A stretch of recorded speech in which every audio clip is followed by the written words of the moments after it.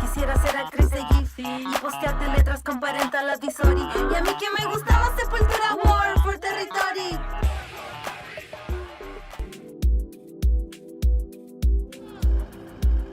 They stumble towards the Iraqi troops. They're breathless. Their voices are shaking from fear and shock.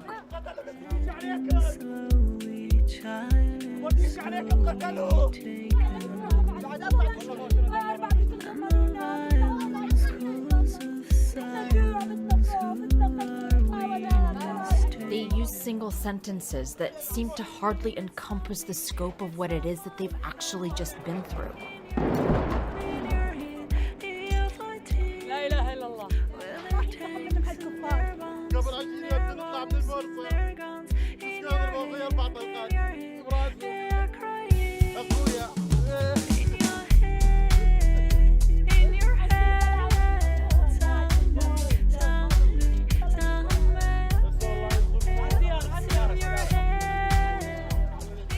And as ISIS is squeezed into even smaller territory, the civilians they're holding hostage are running out of food.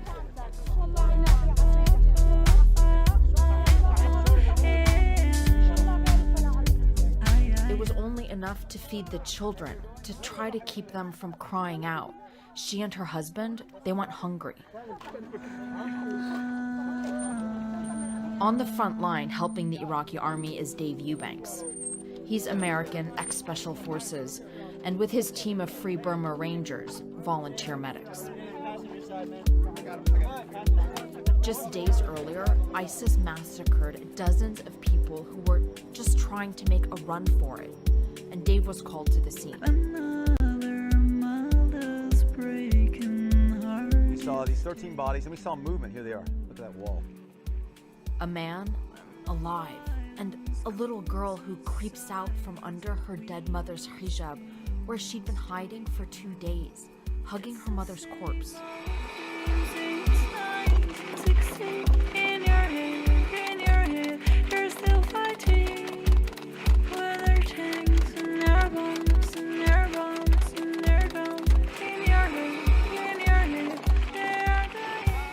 They used the tank for cover to move out, dragging those they just saved past the corpses of those who perished. The little girl, she has not yet spoken, not a single word. No one even knows her name. The next morning, they spotted even more movement. We ran, got across the road, went through rubble like this, and ISIS is on 3 sides of us. They could hear them talking. Crawled through, found a girl out the street, ISIS is shooting. We threw a line to her, she tied herself. 3 days, no sleep, no water, wounded.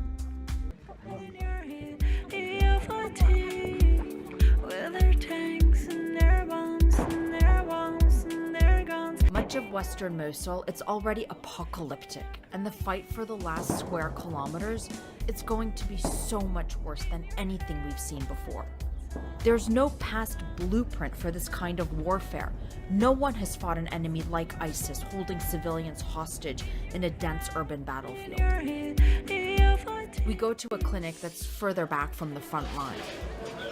There's an old man who can't speak from the shock. And a little girl. Her name's Maryam, she's 10, and there with her older sister Inam.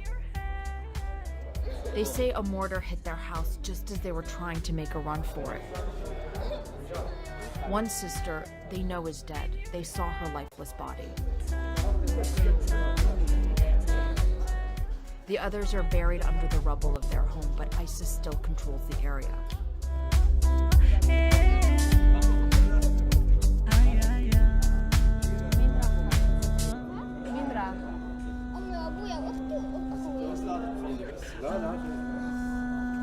The reality of what she's just said, perhaps not quite sinking in.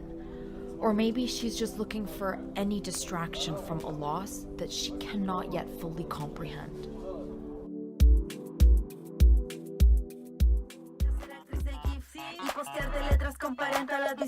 Y a mí que me gustaba Sepultura, War for Territory.